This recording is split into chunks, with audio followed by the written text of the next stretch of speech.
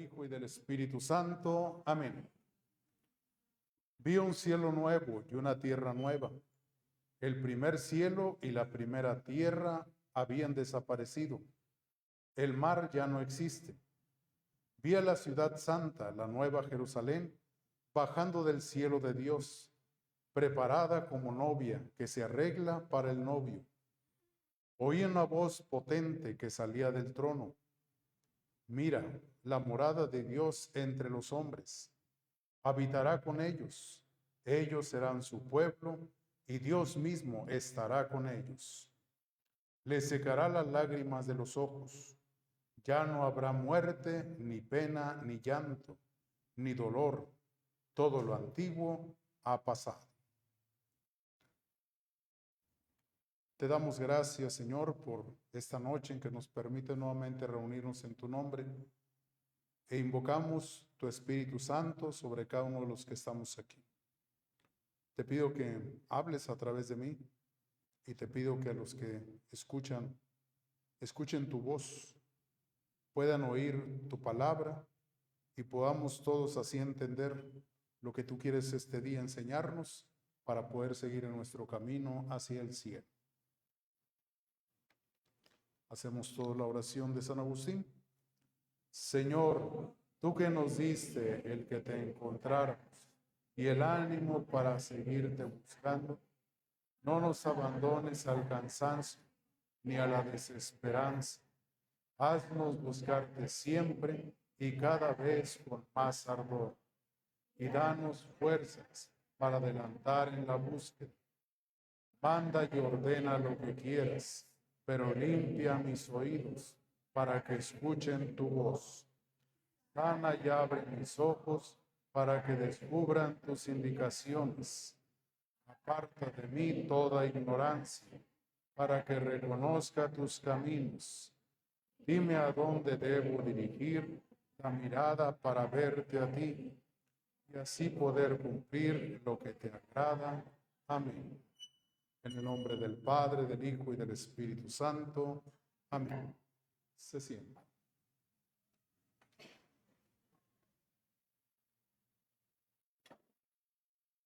Muy bien. Pues vamos a continuar con la reflexión del día de hoy. Voy a completar dos párrafos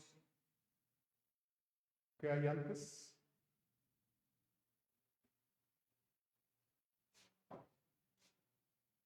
La que sigue.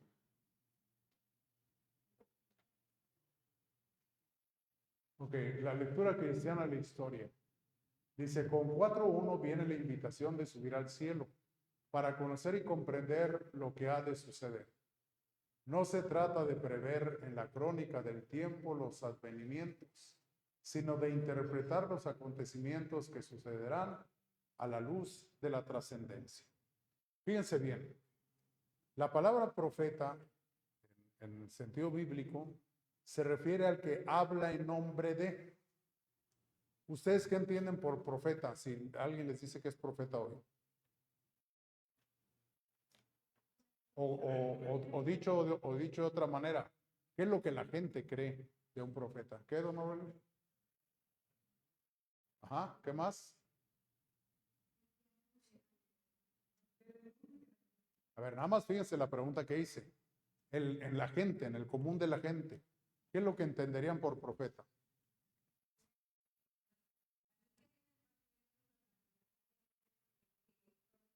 Sí, por eso dije y acoté, no lo que es para ustedes, ni lo que es el sentido bíblico, que es lo que vamos a hablar ahorita, sino el común de la gente, cuando les hablan de un profeta, ¿en qué piensan? El que adivina el futuro, ¿verdad? Decimos, este es un buen profeta, este es un mal profeta. Entonces tenemos algunos personajes muy conocidos en nuestro tiempo, y yo escuchaba a alguien que hacía un análisis de esto y decía, mira, es que es bien fácil. Tú todos los días sube a tus redes sociales que mañana va a temblar, todos los días. Si mañana no tiembla, bórralo. Y si el otro día no tiembla, bórralo. Y el día que tiemble, pues déjalo, ¿verdad? adivinó que iba a temblar. ¿Sí? Entonces, yo les puedo profetizar ahorita, antes de que se acabe el año, va a morir un artista muy conocido. Alguien se va a morir de los artistas. Entonces, no es lo mismo hablar de una sola persona, decirlo, y luego ya dicen, le atinó, si bien dijo que un artista muy conocido se iba a morir, ¿verdad? Entonces, dice, eso es muy sencillo de hacer. La gente cae en el engaño. A la gente le gusta mucho caer en el engaño.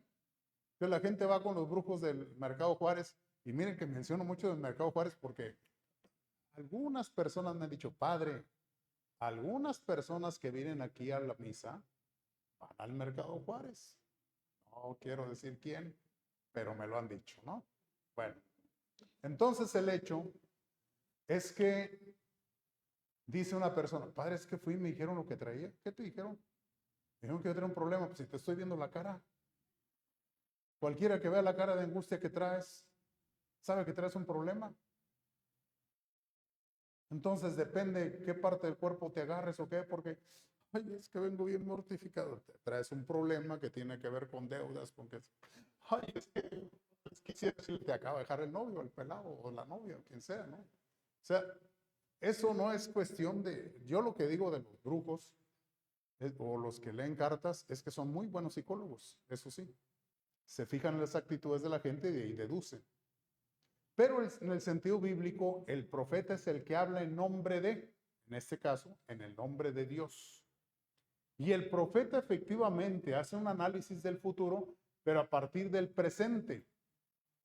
El profeta no pretende adivinar el futuro. El profeta te advierte como un papá o una mamá que le dice al hijo, hijo, si no te aplicas a hacer la tarea, estás todo el día con el celular, no vas a aprender nada en la escuela. Ay, me va muy mal porque mi papá desde niño me decía que yo iba a ser un inútil. No, te estaba advirtiendo que cambiaras de actitud, no te estaba condenando, te estaba haciendo una advertencia. Entonces, en ese sentido, la lectura cristiana de la historia, viene la invitación de subir al cielo. Lo primero que nos narra es que hay que subir al cielo para conocer y comprender lo que ha de suceder. ¿Qué es lo que va a suceder? ¿Qué advierte Jesús que va a suceder? Una de las cosas que advierte, bueno, vamos a leer ese texto. Alguien, léame texto 4.1, por favor. ¿Quién dijo yo? Ivonne. No me sé los nombres de todos, pero estoy haciendo un ejercicio aquí de recordar nombres. Después de esto,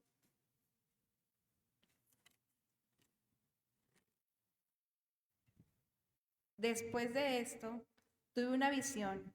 Había una puerta abierta en el cielo y la voz que había escuchado antes, hablándome como una trompeta, me dijo, sube aquí y te mostraré las cosas que sucederán en adelante. Bien, fíjense cómo es. Subió al cielo. Le habló la voz como una trompeta. ¿Por qué como una trompeta? Porque a veces necesitamos que nos hablen fuerte, como un estruendo, una trompeta. Y te mostré lo que ha de suceder. Lo que ha de suceder si tú eres de los que se esfuerzan, de los que quieren ganar el cielo. De otra manera, pues el que suceda o no suceda, Dios te ha dado la libertad para que tú decidas.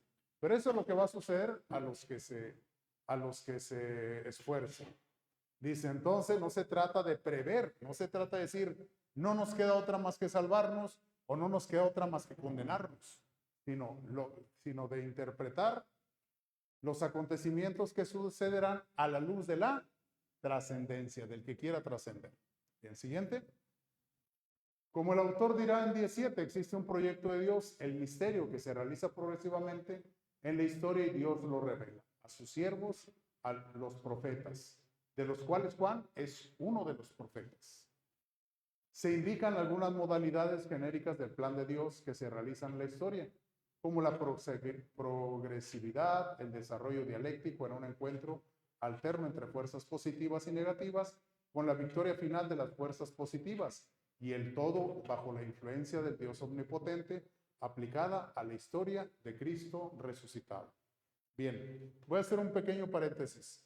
Esto es, estoy sacando algunos extractos del libro, estoy todavía en la primera parte del libro, después entré ya en la exégesis, en la reflexión, que espero mañana podamos hacer algo de esto, pero como ya les dije, yo les recomiendo que lo mejor es que compren el libro, ya que lo tengamos les avisaremos.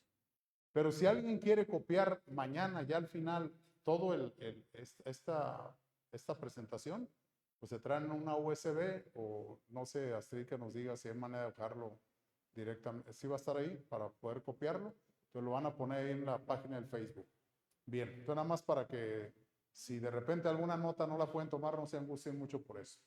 Entonces, fíjense bien, dice Jesús a Pedro, yo te doy las llaves. El infierno no prevalecerá. Yo estaré con ustedes todos los tiempos hasta el fin del mundo. Y el infierno no prevalecerá. Pareciera ser a veces como que el infierno nos está ganando. Pero nunca va a prevalecer. ¿Por qué? Porque Dios es quien va guiando a su iglesia. Por eso dice, en el desarrollo dialéctico, en un encuentro alterno entre fuerzas positivas y negativas, con la victoria final de las fuerzas positivas. Y el todo bajo la influencia del Dios omnipotente, aplicada a la historia de Cristo resucitado. Entonces, en la iglesia, en el altar, tenemos una imagen de Cristo crucificado. Y hacemos esta aclaración. ¿Por qué en el altar siempre tiene que haber una imagen de Cristo crucificado? Porque el sacrificio que estamos realizando en el altar es el sacrificio de Cristo. Pero todos creemos, y no caigamos en los engaños de los hermanos separados, que los hermanos separados muchas veces salen con eso. Cristo vive y ustedes proclaman a un Cristo resucitado. No, nosotros proclamamos la victoria de Cristo sobre la cruz. Pero nosotros creemos en un Dios vivo, en un Dios que está actuando. Siguiente. El grupo comienza así a comprender cómo tiene que realizar el deseo de vencer con Cristo y como Cristo. Deseo con el cual había concluido la experiencia de conversión en la primera parte. La primera parte que ya analizamos. Entonces, ¿hacia dónde nos va llevando el libro del Apocalipsis? No olvidemos, y eso siempre ténganlo presente, no olvidemos, ¿necesitan el ventilador? ¿Prende? ¿Prende? No, bueno. ¿Y lo necesitan? No olvidemos que estamos en un tiempo de persecución, pero un tiempo de fuerte persecución. Y la única condición, o casi la única condición, para que alguien se salvara de la muerte, y de las muertes que sucedían incluso en los circos romanos, era renegar de Cristo. Bastaba que tú blasfemaras contra Cristo y ya te librabas. Entonces, observemos esto, en esto tendríamos que entrar un poquito en datos históricos, pero observemos la fe, ya no diría la valentía, sino la fe de aquellos cristianos que esperaban y contemplaban ya la vida eterna. Esa es la manera, o esa es digamos, uno de los procesos por los cuales algunos llegan a morir mártires, porque de alguna manera empiezan a degustar la vida eterna. Dicen, ya probé lo que es eso. Ya probé lo que es abandonar mi vida en Cristo. Por eso surgen todos los monasterios. Ya sé lo que es hacer mi vida, la vida de Cristo. Por eso yo no voy a renunciar a eso. Yo ya estoy seguro que voy hacia la vida eterna. Y yo por nada voy a renunciar a eso. Si nosotros echamos un repaso por nuestra época, y perdón si alguien se encuentra en esta situación, pero ¿cuánta gente está sin casarse por la iglesia? Y no han sabido ser exigentes. Por eso hace 2 o 3 domingos que leíamos aquel pasaje que decía, ¿quién cuando va a combatir con alguien con 10,000 y aquel viene con 20,000? No primero sopesa la situación, no sea que el otro le ponga condiciones. Y yo lo aplicaba concretamente a esta situación. Cuando alguien dice, vamos a casarnos, pero yo no soy católico, yo no voy a la iglesia. Y entonces, como el otro viene con más fuerza que tú, te pone condiciones. A mí no me piden ni que me case ni que vaya a la iglesia. Y el otro dice que sí, se dobla.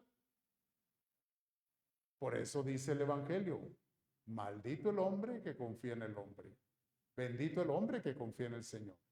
Más bien debería haber un proceso de decir, pues yo te voy a predicar, yo te voy a evangelizar y necesito que te conviertas, para que entonces el camino de los dos sea hacia el cielo. Si no, voy a estar diciendo el cielo, pero voy a estar amarrado a ti al infierno. Bueno, lo estoy diciendo muy drástico, ¿verdad? Pero más o menos así es el asunto, ¿no? Entonces, aquellos que ya han probado el cielo, que ya han tenido un encuentro con Cristo, no van a renunciar fácilmente a él. Y es lo que sucede con los cristianos, con la primitiva comunidad cristiana, que dice que ha concluido la experiencia, que han tenido esa experiencia y quieren vencer con Cristo y quieren vencer como Cristo. ¿Cómo es como Cristo? Hasta la cruz. ¿Sí? Siguiente. Actitud conclusiva del grupo eclesial que escucha, el que escucha diga, ven. Esto lo reflexionamos hace algunos días, ¿no? Qué difícil es que alguien diga, ven. Porque decir ven quiere decir la parucía. Quiere decir la conclusión de los tiempos. Quiere decir que todos nos vamos a ir de este mundo y vamos a ir al encuentro con Jesús. Pero no estamos muy dispuestos a dejar este mundo. Entonces, qué difícil es decir ven. Sin embargo, aquella comunidad deseaba ya vivir la parucía. Y nosotros a 2000 años de este acontecimiento deberíamos estar clamando con mayor fuerza. Ven, ven Señor Jesús. Pero para esto tenemos que estar preparados. La conclusión del Apocalipsis nos presenta de nuevo un diálogo litúrgico. Es un diálogo que se va dando. Alguien busque 22, 6, 21. Dicen el que cada uno de los componentes del grupo eclesial es invitado a invocar la venida de Cristo. A los ojos del grupo eclesial, la historia actual con la que está en contacto aparece dirigida hacia Cristo. El mal se constituye como en una imagen al revés, una ausencia, un vacío, una laguna respecto a la presencia renovadora de Cristo. Aún el bien que también existe se puede encontrar en la historia. Está en fase de desarrollo y tiende hacia Cristo. ¿Quién lo lee? Paulita.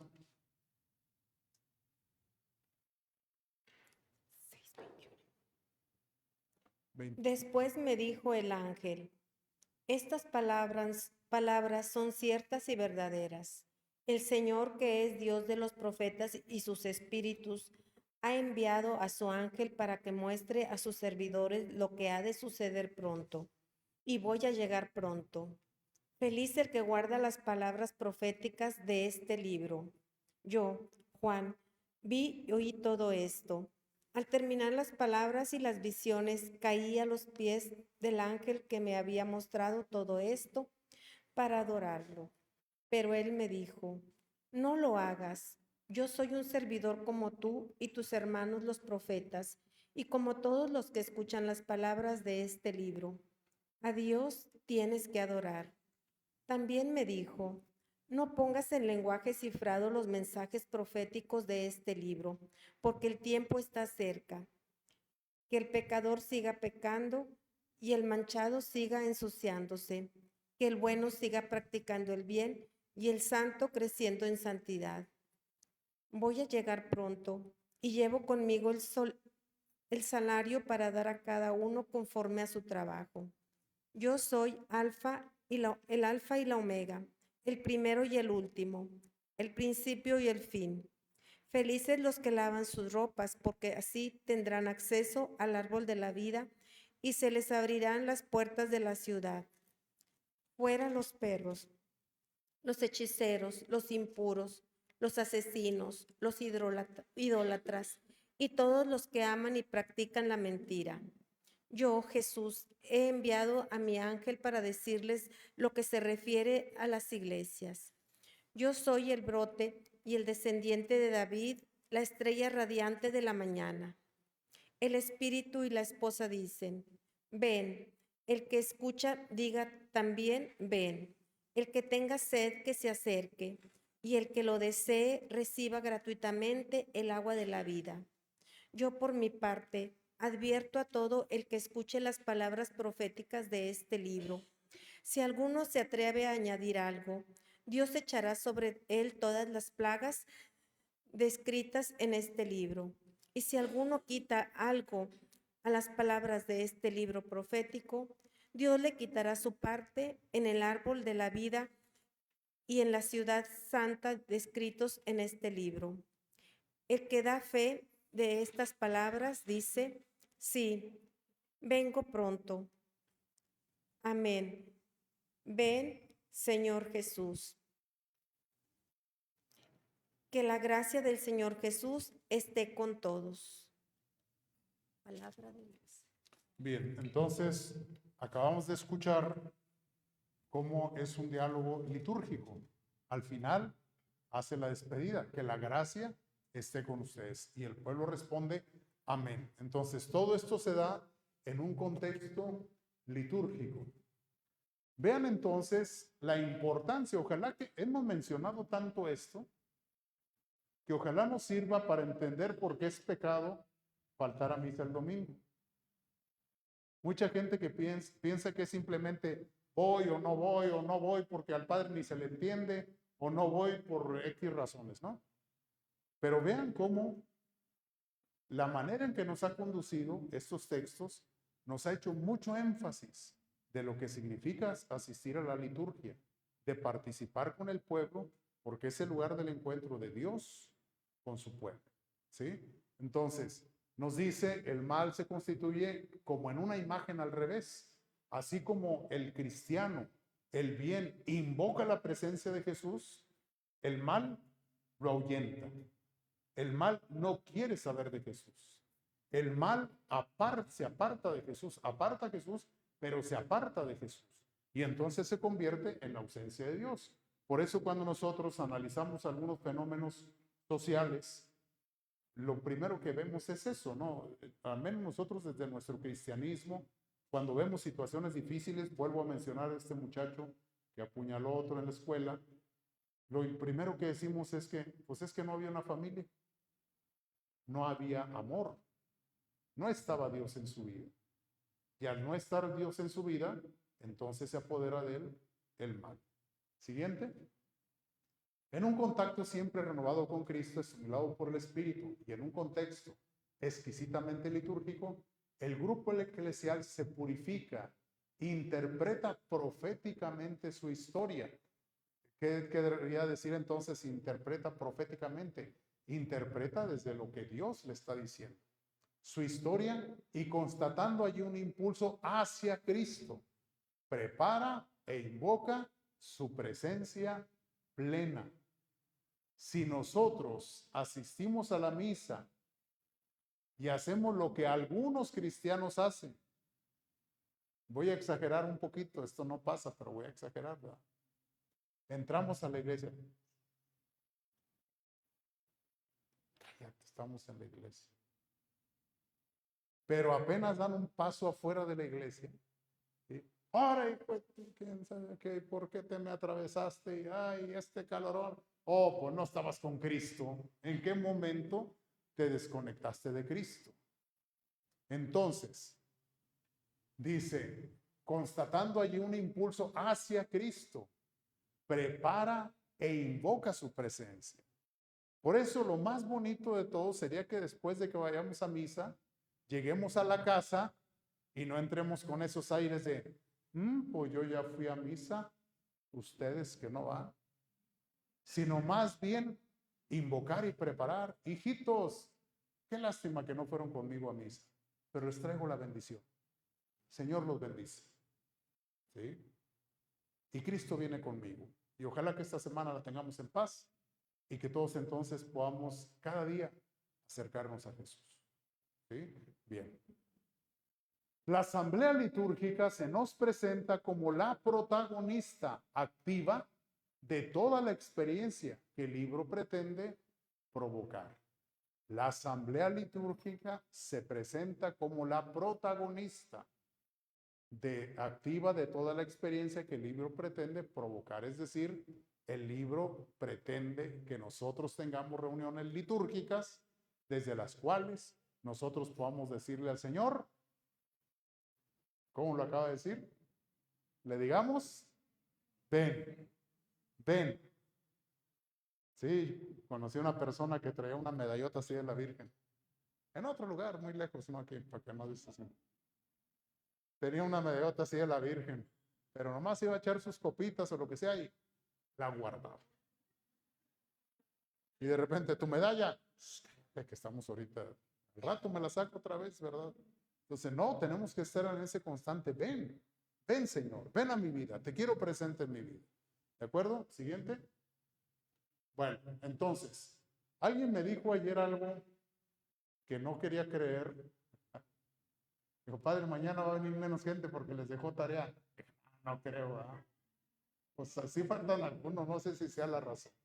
Pero les dejé una tarea. Primero, levanten la mano todos los que leyeron las 7 cartas. Bueno, no todos, ahí ya hubo una falla. Levanten la mano los que hicieron su carta. Bien poquitos. Ok. ¿Hay posibilidad de leer alguna carta de las que hicieron? Digo, porque a lo mejor alguien dice, lo hice muy personal y tampoco. Una vez vi un chiste que decía, ya supiste que la vecina se divorció, y que el hijo lo metieron a la cárcel y que el otro, el de enfrente, llegó bien noche y dijo, pues ¿cómo sabes tantas cosas? Es que en la asamblea del culto, ahí todos, y te pedimos por la vecina que acaba de dejarlo su marido, y te pedimos por el hijo del otro que se lo llevaron a la cárcel. Ahí se enteraron de todo el chisme, ¿verdad? Bueno, ¿alguien quiere leer su carta? Alma, a ver, Alma, vamos a ponerle mucha atención. Si quieres, damos un poquito de contexto. ¿A quién se la vas a dirigir y por qué?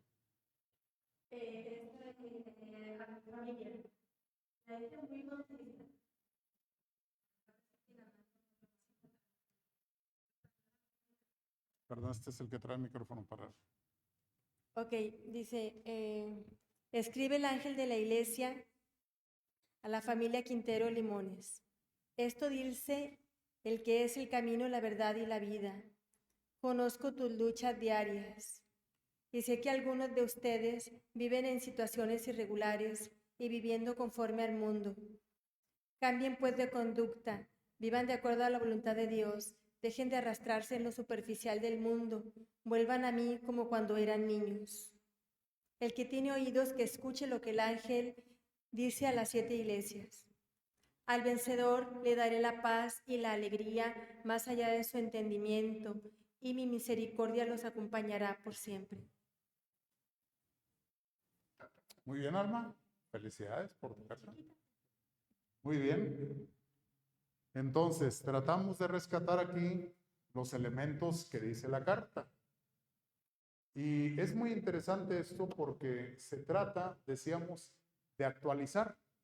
Tenemos que actualizar el mensaje. Es decir, ¿qué nos dice hoy Jesús? Porque ¿qué decimos nosotros? ¿Qué decimos nosotros?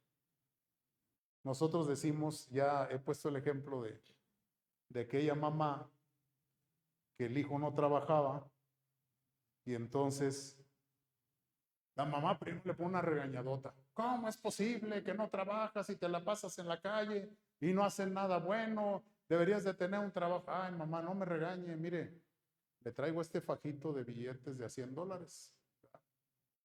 Y entonces la mamá católica cristiana dice, ay, mijito, bueno, que Dios te perdone. Si el hijo no trabaja, si el hijo no hace nada, se la pasa en la vagancia, ese dinero no es bien habido. Eso cualquiera lo sabe, cualquiera lo sabe.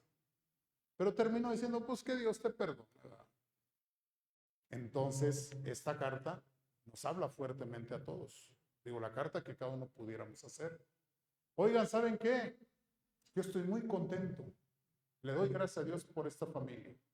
Pero el Señor tiene algunas cosas contra nosotros.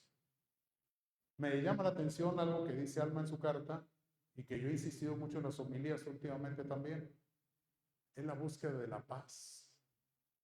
Porque tú puedes decir que tienes todo, pero no tienes paz. Y yo he constatado que más o menos la paz tiene que ser como el termómetro que nos dice qué tan bien estamos con Dios o qué tan mal o lejos estamos de Dios. Pero la paz verdadera la que no nos perturba nada, la que no nos angustia nada.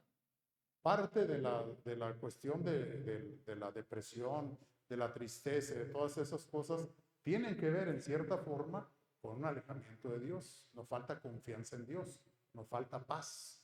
Entonces, es muy importante esto. Muchas gracias, hermano. Entonces, ojalá que si por alguna razón de ayer a hoy no les dio tiempo a hacer esto, para una reflexión personal, háganlo. Terminen de leer las 7 cartas y hagan su propia cartita, ¿verdad? ¿Qué es lo que les dice Dios? Y en la medida de lo posible, también compártanlo, ¿verdad? Si es un día en la comida con la familia, si es a lo mejor en uno de los grupos apostólicos, si es en una sociedad donde vivimos, que nos ha faltado mucho el ser más incisivos en el hecho de que todos somos profetas y todos tenemos la misión de anunciar a Cristo. Alguna vez lo he dicho, ¿cuántas veces ustedes mencionan a Cristo en su vida? Hay una práctica que hemos ido dejando que a veces me llama la atención a algunos grupos, ¿no?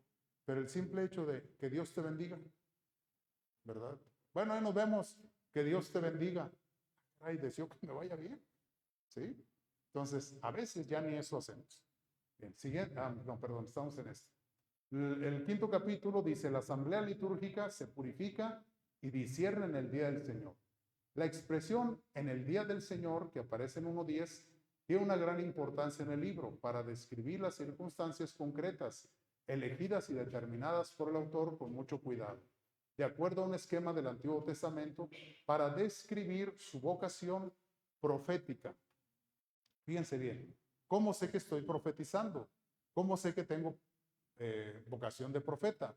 Y dice, Juan se encuentra en la isla de Patmos, marginado de la actividad cristiana normal. Se siente en comunión con todos sus hermanos, a los que comunicará su mensaje y su experiencia. Y esto es una puntualización cronológica precisa, en el día del Señor. A ver, alguien lea 1:10. 1:10, ahí atrás.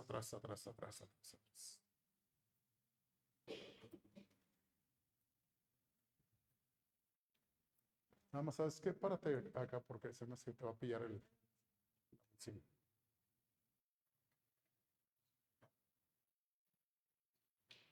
Uno 10. El día del Señor. Y yo te lo agarro. Así.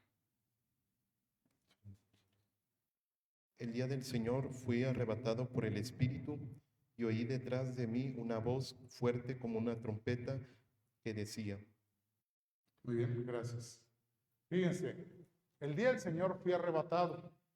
Voy a dar a la isla de Patmos. A ver si encuentro un mapa para ubicarlo mañana más o menos dónde está Patmos.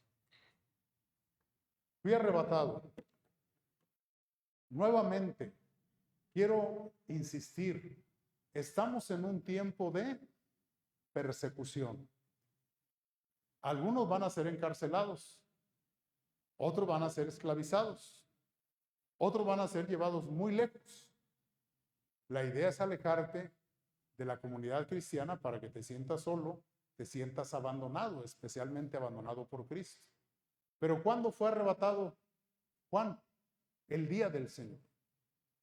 Esto es muy importante porque dice, Juan se encuentra en el isla de Patmos, marginado de la actividad cristiana normal, se siente en comunión con todos sus hermanos, es decir, aun cuando está lejos, sabe que es el día del Señor. ¿Y el día del Señor cuál es? El domingo, el día en que la comunidad se reúne. Y no importa qué tan lejos estemos, somos la misma comunidad. No sé si a ustedes les ha pasado, cuando yo estaba en el grupo de jóvenes, se nos decía que a donde fuéramos, la iglesia católica es la misma. Y decía uno, bueno, pero ¿cómo entro a una iglesia donde yo no conozco el idioma? Gracias a Dios, he podido estar en algunos lugares, lejos de México, y aunque sea otro idioma, entra uno a la misa y se siente uno bien. Bueno, no estoy entendiendo mucho, pero veo los signos, veo lo que está haciendo el sacerdote. Claro, trata uno, ahora que tenemos los celulares, pues trato de sacar el texto en español para más o menos informarme de qué tratan las lecturas, pero sé cómo se lleva la liturgia. Ya sé que el sacerdote está presentando los dones, ya sé que el sacerdote se está lavando las manos, ya sé que el sacerdote está haciendo las oraciones, el prefacio, ya sé que el sacerdote cuando pone sus manos encima del pan y el vino está consagrando y se hace presente Jesús. Eso es ser iglesia. Esa es la liturgia de la iglesia. Bien, siguiente. Diversos significados del día de, esas son las letras que corresponderían al hebreo. No tengo el texto en hebreo, a ver si mañana se los pongo, pero esas serían las letras que corresponden al texto hebreo. Fíjense, datos importantes, no es que se tengan que aprender todo, pero datos que ustedes deben de saber. En el hebreo no existen vocales. Por eso el hebreo es un poquito difícil de leer, hay que entenderlo bastante, porque no hay vocales y además se escribe de corrido, no existen los espacios como tenemos nosotros. Entonces, nada más hay consonantes. En hebreo se utilizan estas consonantes, que nosotros sabemos que se pronuncia Yahvé. Ahora, los judíos no pronuncian el nombre de Dios por respeto. Un judío cuando se encuentra con esta palabra en la Biblia, se refiere al Señor o se refiere a, bueno, otros términos en hebreo, pero no dice Yahvé. ¿Sí? Por eso si se fijan Mateo, Lucas y Mateo. Lucas dijimos que escribe ¿a quién? A los paganos. Y Lucas dice, el reino de Dios ya está cerca. Mateo no dice el reino de Dios. Mateo dice el reino de los cielos, para evitar decir Dios o decir Yahvé. ¿Sí? Luego, el asunto de, ¿se le puede decir a Dios Jehová? Sí se le puede decir a Dios Jehová. Si algún día un testigo de Jehová viene y les dice, es que Jehová, sí, está bien, vamos a orar en nombre de Jehová, el Padre de nuestro Señor Jesucristo, y ahí ya es donde ya nos va a aparecer, ¿verdad? Pero en realidad Jehová es uno de los muchos nombres que le dieron a Dios. Pero este es otro tema porque tiene que ver con una traducción que se hizo donde le acomodaron vocales de otra palabra y dio por resultado Jehová, pero utilizando las mismas consonantes. Bien. Podemos ver en 6:17 y 16:14 donde el gran día se refiere sin lugar a duda a la intervención resolutiva de parte de Dios en la historia de la salvación. 6:17 y 16:14. Perdón, es el otro. 6:17. ¿6:17? Sí. 6:17, escuchemos. Porque ha llegado el día solemne de su ira, ¿quién podría resistir? Porque ha llegado el día solemne, el día del Señor. Y 16:14. 6:14. Ah, creo que levantó la mano primero. Va, a ver si no te vicia la bocina. Sí. Estos son espíritus diabólicos que pueden hacer milagros y se dirigen a los reyes del mundo entero para convocarlos para la batalla del gran día de Dios, el Todopoderoso. Ok, gracias. Entonces, fíjense bien cómo dice. Pudiéramos ver en estos textos donde el gran día se refiere sin duda, sin lugar a duda, a la intervención resolutiva de parte de Dios en la historia de la salvación. Es decir, en estos textos pareciera ser que el día del Señor es la culminación, es hasta el final, cuando ya las fuerzas del bien venzan y las fuerzas del mal se sientan provocadas y sean vencidas también. Siguiente. El día de Pascua. Una segunda línea de interpretación refiere el día del Señor explícitamente a Cristo, y el día de Cristo por excelencia es el de la Pascua. Así, uno de los autores bíblicos dice, afirma, el día del Señor en el Apocalipsis 1:10 ciertamente no indica un domingo cualquiera, sino el 16 de Nisan, es decir, el día en que se celebra la Pascua. Entonces ya tenemos dos interpretaciones, una que apunta al final de los tiempos, otra que apunta al día de la Pascua, la que sucede en el Éxodo. Tercera,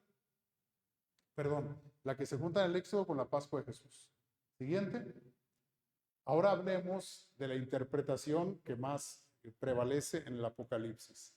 Otra interpretación, la más común, es que se trata del domingo. el primer día de la semana cristiana, que conmemora o celebra la resurrección de Cristo.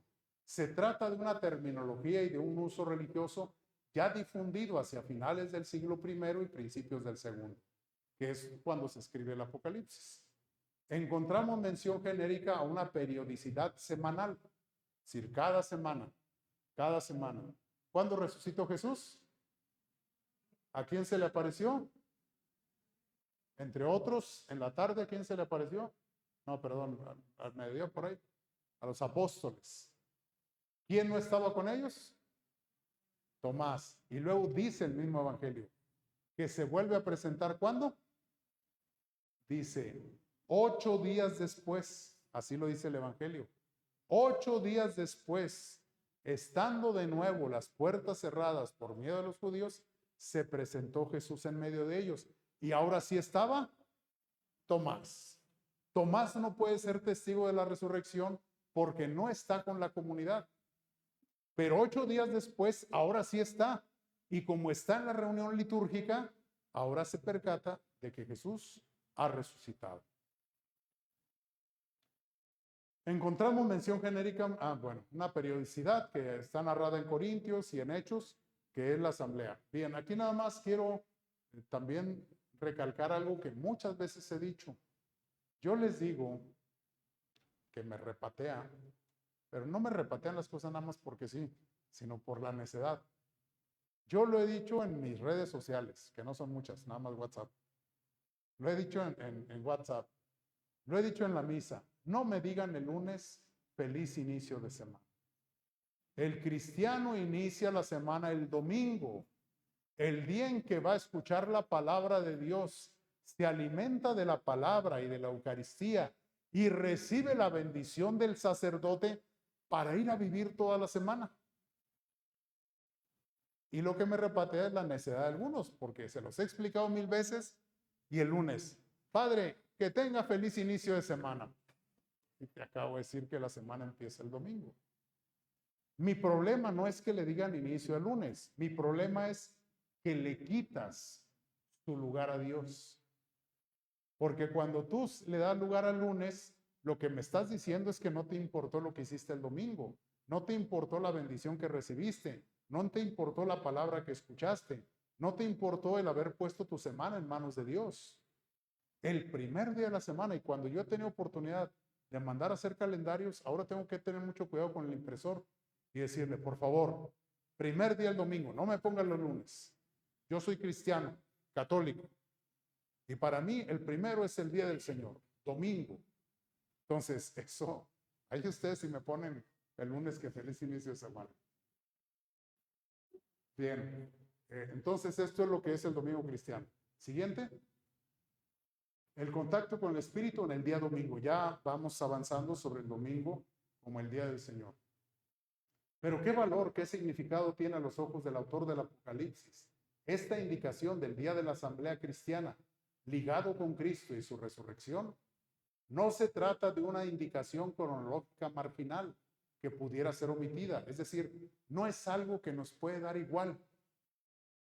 Sí, es lo que está diciendo. No debemos de tomarlo como, no importa si es el domingo o es el martes o es el jueves, no importa. No, sí importa.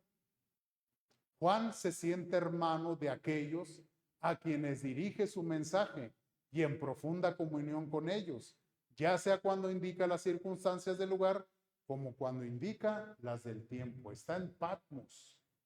Y entonces él quiere comunicarse con sus hermanos y lo hace el día en que sus hermanos se reúnen en el nombre de Cristo.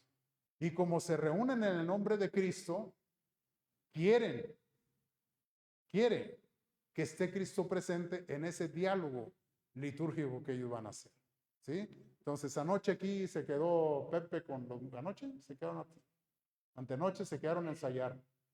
Pasa uno aquí, oye en el salón, martes en la noche están cantando, ¿se pueden imaginar que están en misa? Martes a las 9 de la noche aquí en el salón. No. Pero si los escuchan el domingo allá en el templo y pasan y oyen cantos, ¿qué se imagina? Que hay misa. Es decir, si hay una referencia que es importante para nosotros. Entonces ellos también entenderán como coro que ya no van a ensayar, ya van a transmitir un mensaje de parte de Dios. Van a amenizar la liturgia, ya participan de un acto profético. La expresión Día del Señor está ligada a un diálogo litúrgico. Los cristianos se encuentran reunidos en asamblea de hermanos que expresan y explicitan juntos su unidad, koinonía, se dice en griego, tomando conciencia. Otra vez lo leo. La expresión Día del Señor está ligada a un diálogo litúrgico. Es un diálogo litúrgico. Llega el sacerdote, miren, aquí algunos me lo van a tomar a mal, pero es lo que yo he aprendido. No hay mejor saludo del sacerdote que decirles, el Señor esté con ustedes.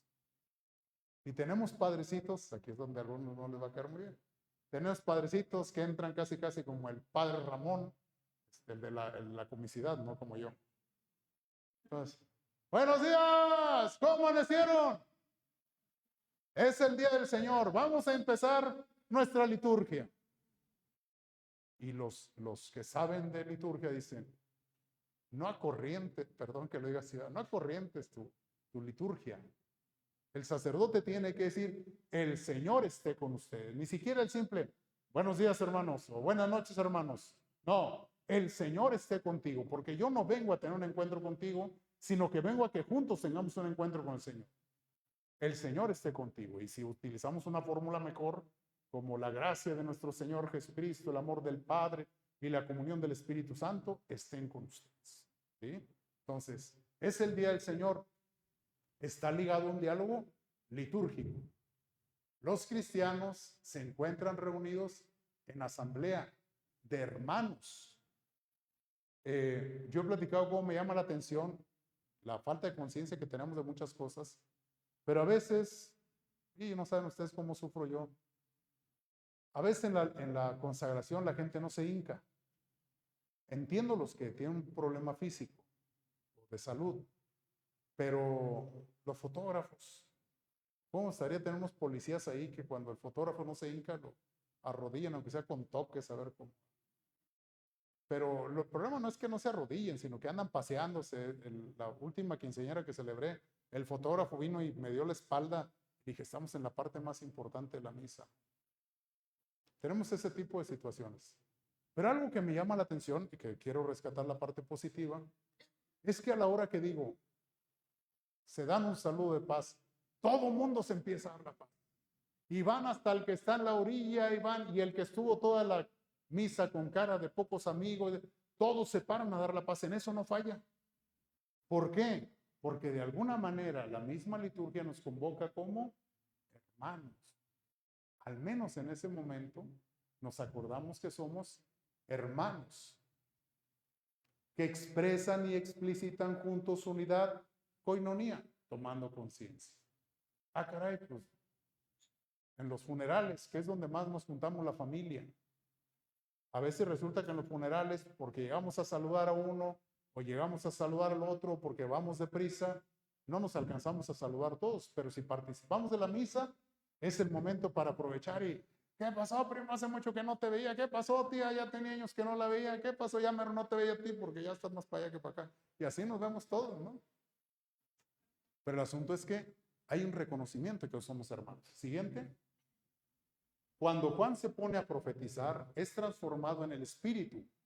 ¿Se acuerdan que les decía lo que sucede con el sacerdote? Y eso cualquier sacerdote se los puede decir. A veces preparamos tanto una homilía, a veces nos esforzamos tanto, que lo que mejor podemos hacer es ponernos en manos de Dios. No se preocupen por lo que tienen que decir. El Espíritu Santo hablará por ustedes. Y nos damos cuenta cuando el Padre hizo oración antes de la misa y cuando no, ¿verdad? Porque hay como que el Padre desconectó el Espíritu Santo, ¿verdad? Pero bueno, el Espíritu Santo habla. Se convierte como el ámbito en el que se mueve. Y todo esto sucede. El autor lo subraya precisamente en el día del Señor. Hay pues una conexión entre el día del Señor, el día de la asamblea litúrgica no me acuerdo qué era ahí, la asamblea litúrgica y su contacto profético con el Espíritu. Algo se me trabó ahí. Bien. Les voy a platicar una experiencia personal. No sé si todos reciban un video que yo mando los domingos. Una breve desglose del Evangelio del domingo. Quienes no, pues pídanle los que tienen el WhatsApp para que se los manden. O ya lo vamos a subir a la página, porque la página apenas se está elaborando. El hecho es que hay una persona que todos los domingos amanezco con un mensaje bien temprano y me dice, Padre, la reflexión. Y el siguiente domingo me dice, Padre, ¿me lo puede mandar lo más temprano que pueda? Y digo, me voy a levantar a las 6 de la mañana para hacerle la reflexión. ¿Sí? Padre, la reflexión, sí, todos los domingos lo mando a las 8:30. Hasta esa hora lo voy a mandar porque ya tengo organizado mi domingo. Pero pasa algo curioso, me lo ha dicho alguien. Bueno, ¿y por qué no hace el video el sábado? De verdad se los digo, no me sale. Si no lo hago en domingo, no me sale. De por sí que a veces el domingo yo nunca vuelvo a ver mis videos, digo, no los veo más bien. Yo como que los veo y me critico mucho, por eso mejor no los veo. Pero yo siento que lo he intentado, a veces estoy el sábado, a ver, lo voy a hacer de una vez y no me gustó. No funcionó. A ver, lo voy a volver a hacer. No me funcionó. Y el domingo, o no sé si será porque es domingo, o ya se va como se va. Pero me quedo más o menos satisfecho con la realización del video. Por eso es importante el domingo, porque es cuando nosotros tenemos conciencia que es el día de la asamblea, es el día del Señor, es el día en que el Señor nos va a bendecir abundantemente para lo que viene. Y si además el domingo estoy haciendo el video para toda la semana, pues el sábado está acabando la semana. Voy a hacer el domingo para toda la semana. Bueno, son misterios que solamente Dios sabrá por qué, pero así me pasa. Luego, cuando la misma voz de antes lo invita a subir al cielo para observar la historia humana, estamos hablando de Juan, la misma voz de antes lo invita para observar la historia humana vista desde la trascendencia divina, el autor dice, fui transformado. Esto es como entrar en éxtasis. En el espíritu se tiene el mismo tipo de contacto que habíamos encontrado en 1:10 y se tiene también una continuidad con la situación. El hecho de que Dios lo lleve, el hecho de que Dios lo haga entrar en éxtasis, más o menos imagínense ustedes como si se lo llevaran una burbuja y son él y Dios, pero aunque esté con Dios, no es que lo excluya de la situación, del ambiente en el que está viviendo, sino te traigo acá para que veas y entonces escuches mi mensaje y entonces lo transmitas a la comunidad. Siguiente. La purificación en el día del Señor. Que seguimos con el día del Señor. En la primera parte del Apocalipsis, la comunidad eclesial reunida en su asamblea en un clima de fuerte tensión espiritual, la que resulta del diálogo litúrgico inicial entre el lector y la asamblea misma.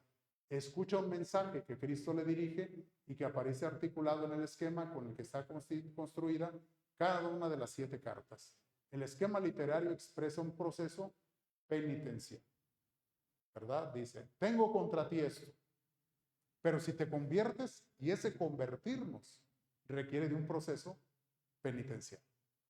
Nos va a doler dejar unas cosas, nos va a doler confrontarnos con nuestra propia realidad, pero esa penitencia nos va a llevar a la conversión. Siguiente.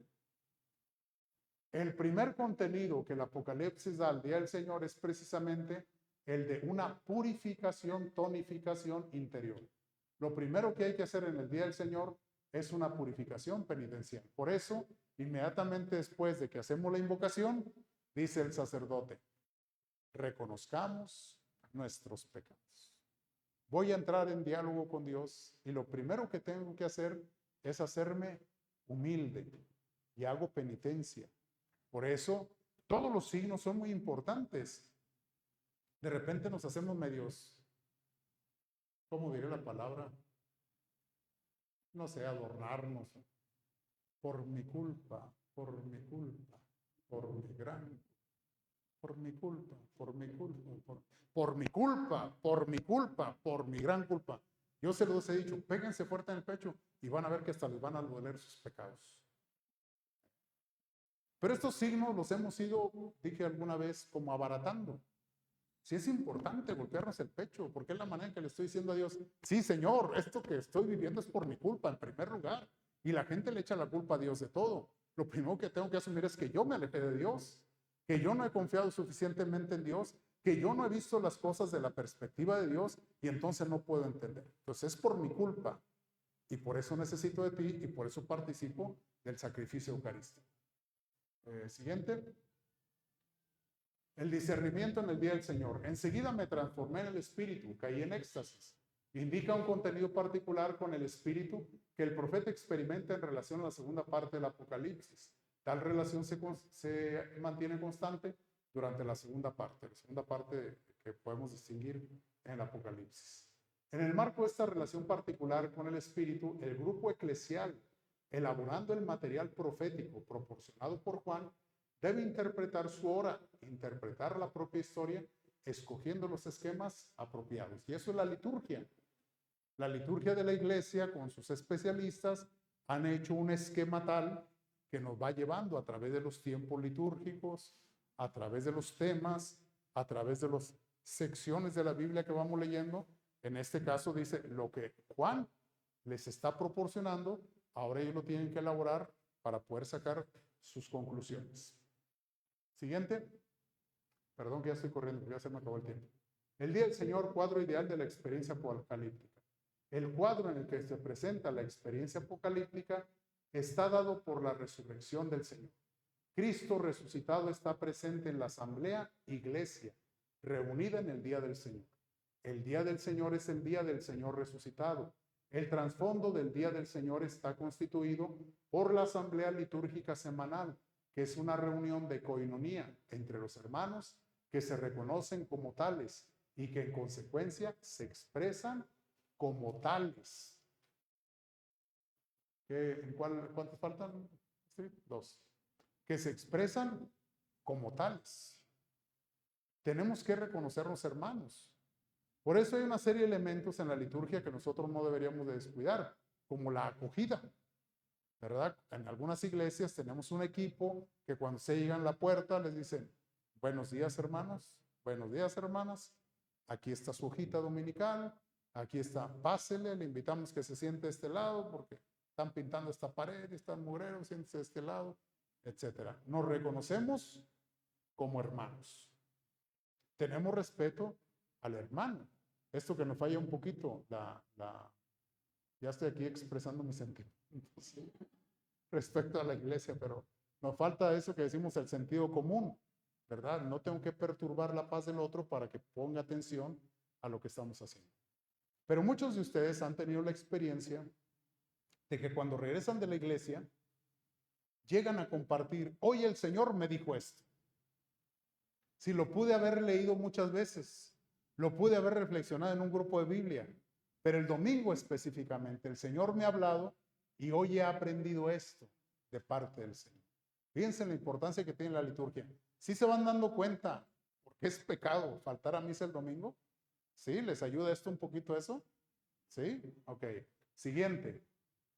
La iglesia asamblea, que será el gran protagonista. Esta es la última escrito. ¿Es el último escrito?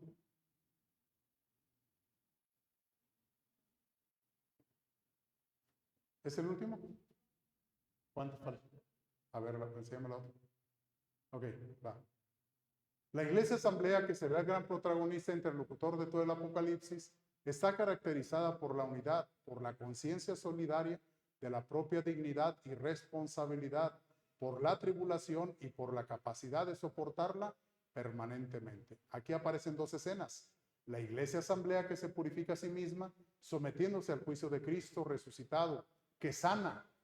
Y luego, en esta posición de claridad, de fuerza espiritual, estudia su hora histórica de modo de colaborar válidamente en la lucha y en la victoria de Cristo. Estamos en el año peregrinos de la esperanza.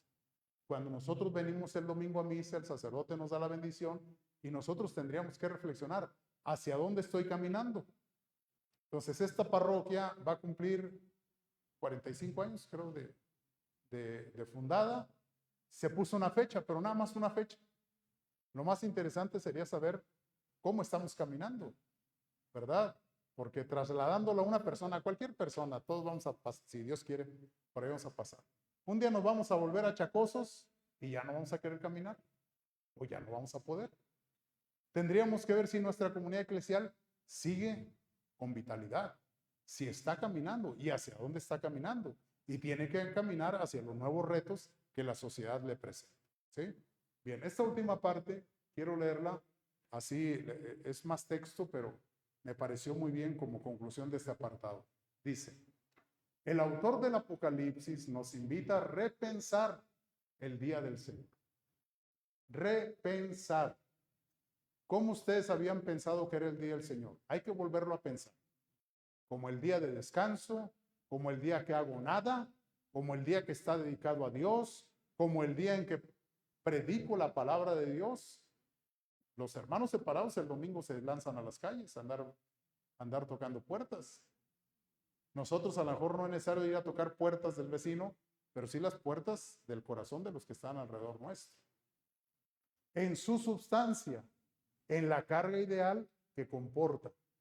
El día del Señor parece decirnos, será de verdad tal, cualquiera que sea la forma concreta de celebrarlo, si pone a los cristianos en un contacto siempre renovado con Cristo resucitado.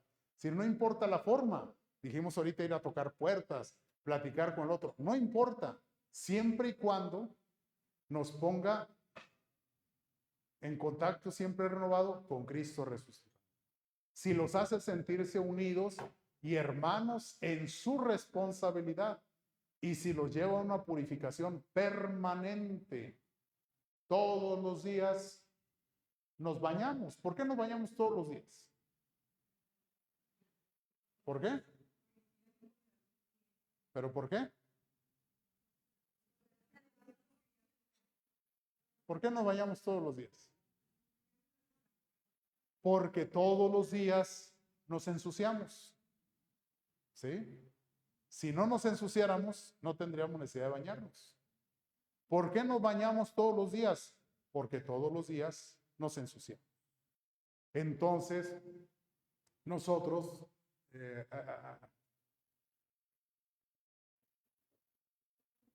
ay, se me olvidó en cuál parte me quedé. Purificación permanente. Tenemos que estar en una purificación permanente. Hace poco yo decía de la necesidad, denme 5 minutos más, decía la necesidad de bendecir de cuando en cuando las casas. El problema que tengo es que luego a veces entre los mismos sacerdotes no nos ponemos de acuerdo con algunas cosas. Pero yo les decía, hay que bendecir las casas de cuando en cuando. Porque alguien que me diga, yo llegué a esta colonia hace 40 años y la bendije cuando llegué, ¿qué ha pasado por tu casa en 40 años? Y voy a empezar por las cosas sencillas. ¿Cuánta gente de tu familia cambió de religión? ¿Cuánta gente de tu familia no se ha casado por la iglesia? ¿Cuántos niños tienen sin bautizar? Eso es lo menos, ¿sí? Pero luego, ¿cuántos de ustedes algún día llevaron un fetiche, una brujería a la casa? ¿Cuántos en su familia algún día llevaron droga a la casa? Aunque haya sido una vez por curiosidad. ¿Cuántos metieron a la casa cosas que eran ilícitas? ¿Y cuánto pecado hemos metido a la casa? Porque ahora los papás les da miedo decirle al hijo, hijito, es mi casa y aquí el pecado no entra. Pues pobrecito, ¿cómo lo corro? ¿Verdad? Bueno, entonces tenemos que estar en una purificación permanente y sin la interacción de los varios ministerios eclesiales, y sí, en la interacción de los varios ministerios eclesiales, los lleva a tomar repetidamente conciencia de la contribución específica que hay que dar en las circunstancias concretas siempre nuevas al desarrollo hacia adelante de la historia de la salvación. ¿Fue todo, verdad? ¿Sí? Ok. Bien, entonces, ¿cuál es la meta de este curso? La meta de este curso es que, primero, no le tengamos miedo a leer el Apocalipsis. Luego, darles algunas claves, mañana voy a concluir, pero darles algunas claves para cuando ustedes lo lean, no empiecen a imaginarse, ay, aquí dice que un dragón, y luego dice que las estrellas se cayeron. No, ¿qué me está diciendo Dios? ¿Sí? ¿Cómo puedo interpretar esto? Entonces, tener algunos valores de interpretación. Pero después, más específicamente, que ustedes a partir de aquí puedan hacer una lectura para su vida y para su historia concreta. Y dejar esto que decía yo hace días de que el evangelio, cuando habla de hipócritas, volteamos al de al lado y Oh, mira, ya está sentada mi vecina allá atrás o mi vecino, y ese es bien hipócrita, no sé a qué viene a la iglesia. No, no, no. ¿Qué me dice a mí? ¿Qué es lo que el Evangelio me está diciendo a mí? ¿Qué es lo que la palabra de Dios me dice a mí? Y luego enterarnos de una vez por todas que el Evangelio no es una historia bonita. El Evangelio o la Sagrada Escritura es la palabra de Dios verdadera. Si ustedes ven muchas interpretaciones o debates que hay en internet, todo el mundo quiere reducir el Evangelio a cualquier historia, el que quiera creerla que la quiera y el que no, no pasa nada. Sí pasa y nos está pasando. Entonces tenemos que ser cristianos comprometidos. Tampoco debemos de tener miedo a decir que somos cristianos. A mí alguien le digo, vamos a misa. No, es que yo soy cristiano. Yo también. Y yo le creo a Cristo que me dice que si como su cuerpo, tendré vida eterna. ¿Tú no lo haces? No, no, pero yo soy cristiano de los otros. No, no hay de otros. Nada más los que creen en Cristo. Y con eso no quiero decir que yo soy mejor. Estoy en la lucha por ser un buen cristiano, como creo que todos estamos en lo mismo. Bien, entonces, nos vemos mañana. No vayan a faltar porque es viernes y acá va a llover. Entonces, no se emocionen con prender el carbón. Se viene a la clase.